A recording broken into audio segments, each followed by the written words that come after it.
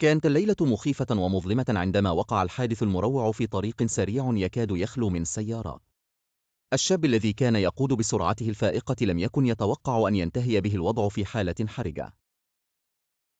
تم نقله في عجلة إلى أقرب مستشفى، وكان فقدان الوعي وضعف حالته يتطلب سرعة الفعل. أثناء نقل الدم، اضطر الأطباء لبتر ساقه في محاولة لإنقاذ حياته.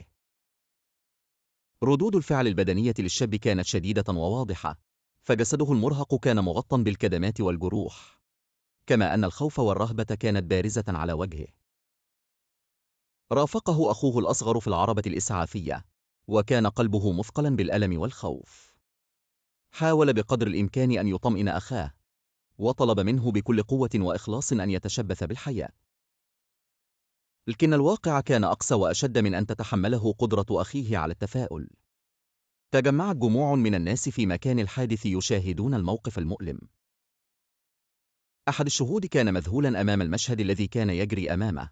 شاب يئن من الألم، دماؤه تسري بثبات على أسفلت الطريق، وأخوه يتمسك به محاولا احتواء دماء الدموع. كان الأنين الأخير للشاب محاولاته الأخيرة للاعتراف، رغم أن الموت كان أسرع من أن يمهله تلك اللحظة.